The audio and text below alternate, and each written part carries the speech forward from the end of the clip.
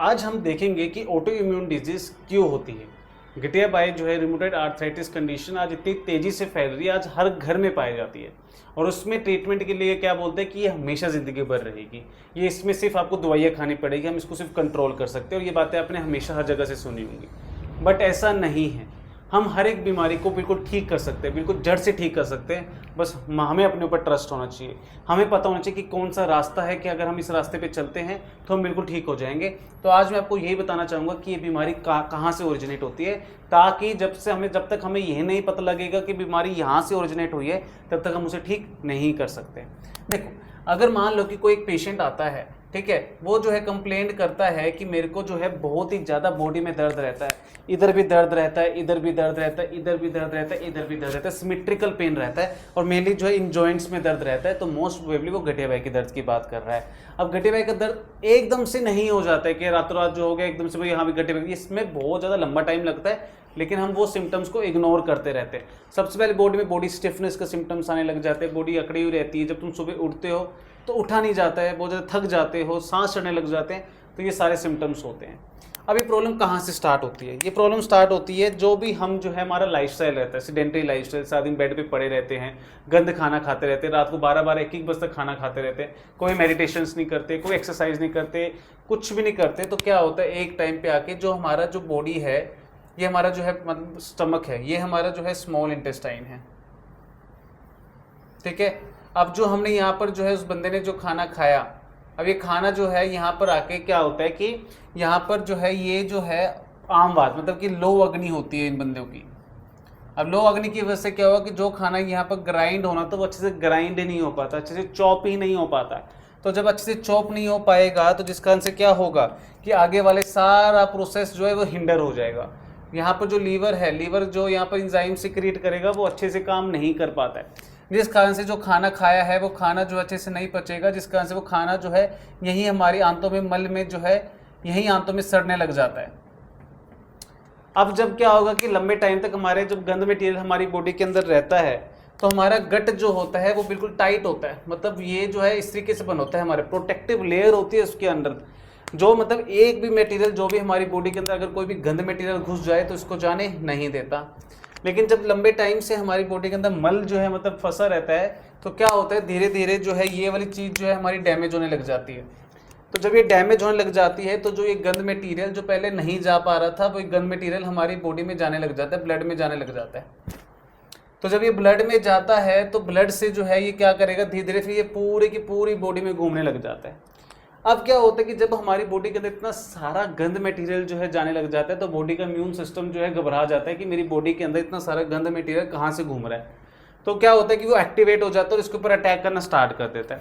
लेकिन बॉडी का गंद मटेरियल इतना ज़्यादा रहता है कि उसको नहीं पता लगता है कि भाई मेरा बॉडी का सेल कौन सा है और जो बाहर फॉरेन का सेल कौन सा है, इसलिए वो सबके ऊपर जो है वो रिएक्ट करने लग जाता है, जिसे हम बोलते हैं कि ऑटो इम्यून डिजीज जिसे हो चुका है कि बॉडी का इम्यून सिस्टम अपनी सेल्स के ऊपर ही अटैक करने लग गया, जिस कारण से बॉडी में बहुत ज़्यादा सोजस आने लग जाती है, बॉडी में बहुत ज़्यादा पेन होने लग जाता है, बॉडी में स्टिफनेस होने लग जाती है, थकान होने लग जाती है, चिड़चिड़ापन हो जाता है, मेनली पूरी बॉडी की पूरी खराब होने लग जाती है।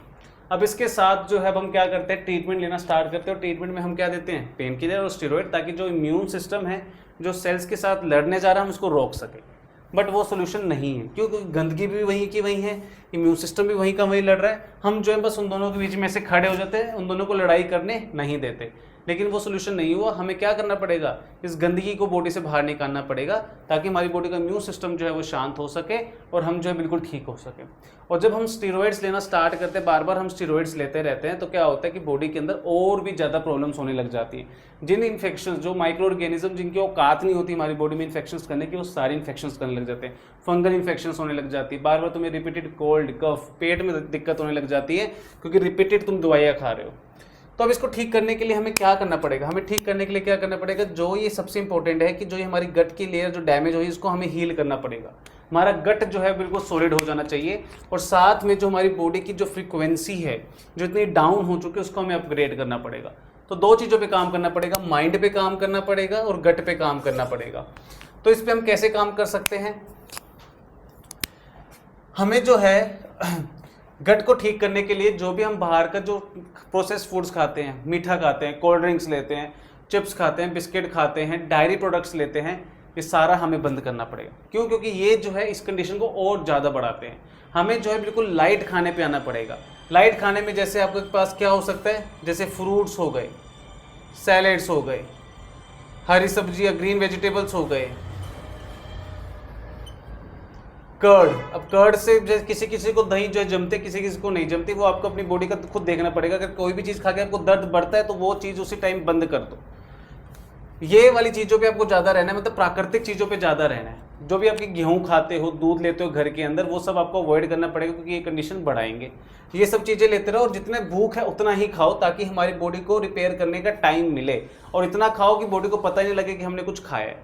और साथ में जो है डेली की डेली जो है मेडिकेशंस आपकी चल रही हैं, लेकिन साथ में आपको जो है डेली एक्सरसाइजेज, ब्रीथिंग एक्सरसाइजेज, जैसे योग हो गया, कपालभाति हो गया, अनुलोम हो गया, जिसमें भी हम गहरे सांस ले सकते हैं, जिस कारण से हमारी बॉडी के अंदर ज़्यादा प्राण ऊर्जा जाए। ज़्यादा प्राण ऊर्जा जाएगी तो हमारी बॉडी को, इम्यून सिस्टम को सपोर्ट मिलेगा, और जितना ज़्यादा ही हमारी बॉडी जो अपने आप को हील करेगी। तो ये दो चीज़ें जो है हमें जरूर जो है मतलब करनी है। एक तो हमें गट पे ध्यान देना है, और साथ में जो हमें ब्रेन पे काम करना है। दोनों का जो है मैंने बताया सिंपल सा कि हमें खाने में सब कुछ बंद कर देना है, सिर्फ इन पे रहना है जो प्राकृतिक चीज़ें हैं, fruits, salads, green vegetables, curd, और जो साथ में आप खिचड़ी खा सकते हो, बिल्कुल सिंपल मूंगी की दाल खा सकते हो। मतलब बिल्कुल आपको जो बॉडी को पता ना लगे कि आपने कुछ खाया है। और साथ में जो है जब आपका दर्द कंट्रोल में, तो डेली आपको एक्सरसाइज करनी है, हल्के फुल्के योग, स्ट्रेचिंग्स और ब्रीदिंग एक्सरसाइज। तो जब भी आपको दिन में याद आए करना स्टार्ट करो। और सबसे इंपॉर्टेंट, रात को 6 से 7 बजे के बाद आपको खाना नहीं खाना है। जैसे ही आपको जो है सूरज जो है ढल चुका है तो आपका मुंह बिल्कुल बंद हो जाना चाहिए। उसके बाद आपको कुछ भी नहीं खाना है। तो जब आप ये सब चीज़ें करोगे, धीरे धीरे जो है आपका ऑटो इम्यून डिजीज जो घटे पाए वो रिकवर होने लगेगा। और पेन किलर अगर आप डेली खाते हो वो कम होने लग जाएगा। पहले आप 3 से 4 दिन में खाने लग जाओगे, फिर आपको हफ्ते में, फिर आपको बिल्कुल ही छूट जाएगा। Thank you.